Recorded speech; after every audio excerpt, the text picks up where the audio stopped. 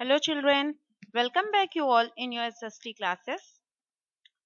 As in previous class we have started the chapter Indian Constitution, and today in this class also we'll continue with this chapter. But before starting something new, we'll discuss what you have learned in the previous class. So in last class you have read that constitution is a set of principles or guidelines by which a country or state is governed. It is like a book of rules which tells how the country should be governed. Altogether, around 389 members took 2 years, 11 months, and 18 days to frame the constitution of our country. Indian Constitution was adopted on 26 November 1949 by the Constituent Assembly, and it came into effect on 26 January 1950. From that day only, every year 26 January is celebrated as Republic Day. Now, today we will discuss about the nature of the Constitution. Indian Constitution is neither federal nor purely unitary, but is the combination of both. Before understanding this nature of Constitution, you should know what is federal and what is unitary. Federal system is a system in which power is divided or shared between central government and the local government or the state government. It means in federal system of government, the authority, whole power is divided and it's shared between the head of the country and head of the states. Whereas in unitary system of the government, power is held by only one single authority. As this word unitary itself told, uni means one, means whole power, whole authority is not shared by any other states. It is only held by one single authority. That is one central government controls whole country. The central government has all the power for the welfare of people, and it makes law and takes decisions. Federal system of government is found in United States of America, and unitary system is found in United Kingdom, Italy, France, and Japan. But children, in India there is not only federal and not only unitary. Here the government of system is combination of both. It is a dual system of government consisting of federal or union government and a number of state governments that distributes power between both the government. India has the largest democracy. Democracy means it is a form of government in which people have a say in who should hold power and how the power should be used. As the word democracy, it is derived from two Greek words, demos and kratos. The word demos means citizen and the word kratos means power to rule. It means democracy tells us that people of the country have the right to choose their representative, and people of the country only tell how they should rule the country. So in democratic form of government, all supreme power, whole power is in the vested in the people of the country, means citizen of the country. And people have the right to vote to choose their leaders through elections. And these leaders only represent them in government in parliament. So thus democratic government is of the people, by the people, and for the people. It means in democratic form of government, people of the country choose the government by themselves. They choose the government for themselves, and they choose any of the representative from themselves.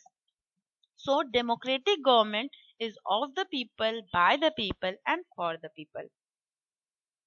Next, now we will discuss basic features of the Indian Constitution.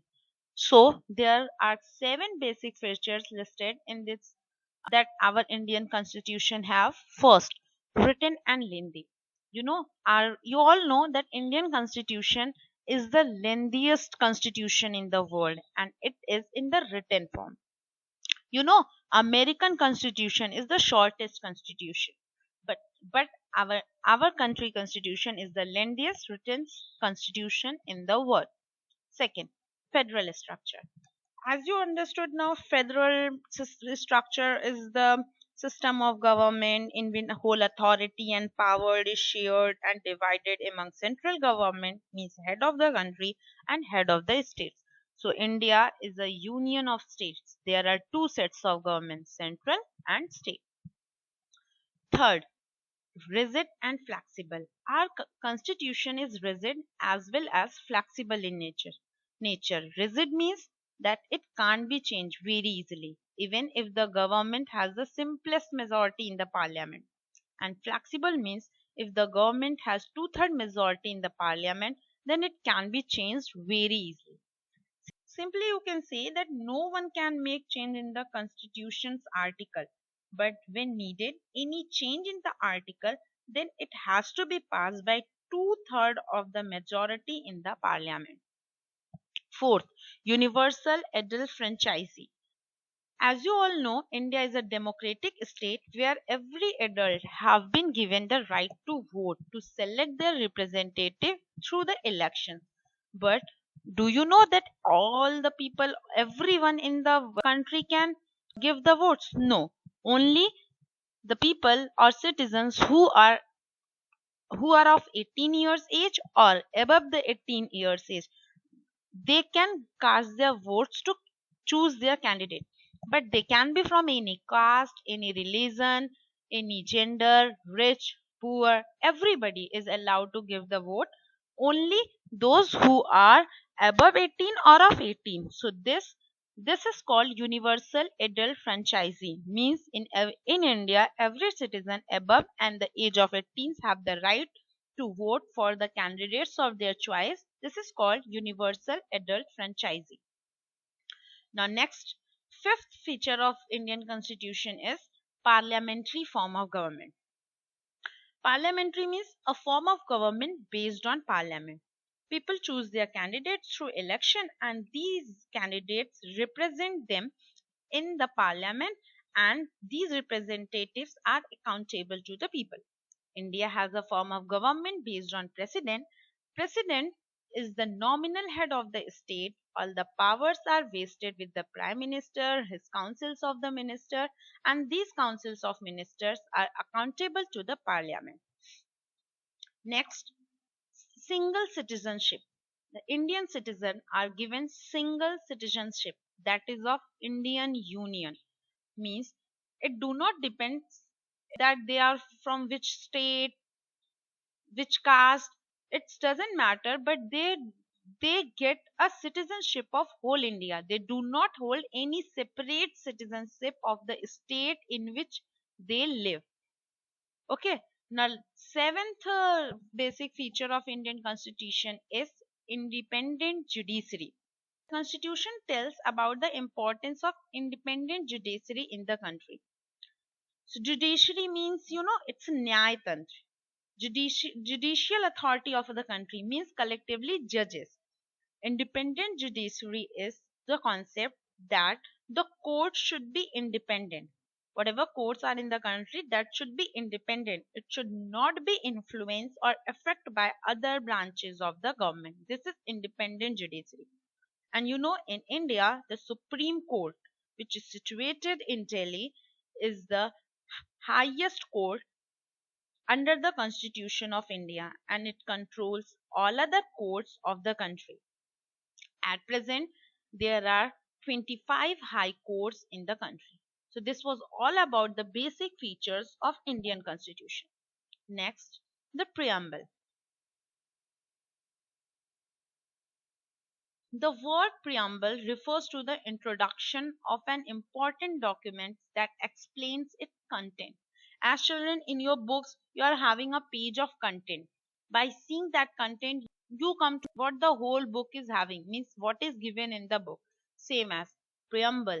It is also a short document or a brief introduction of constitution. It tells about whole content of the constitution. So simply you can say preamble is a brief introduction to a constitution. It is also described as soul of the constitution and is its essence, means its summary. So the preamble of our constitution starts with we. The people of India means whole citizen having solemnly resolved to constitute India into a sovereign, socialist, secular, democratic republic and to secure all its citizens. As you already understood that our constitution is based on the principle of democracy, means the people have right to choose the leaders. Socialist means where all the people are equal, are treated equally, whether they belong to any caste, color, religion, or gender, but they are treated in the country equally. Socialist, India is a country where people are free to practice any religion of their choice. Republic is where the head of the state is elected by the people, and India is the headed by an elected president. So each citizen in the country have the right to justice, liberty, equality of status and opportunity, and to promote among them all.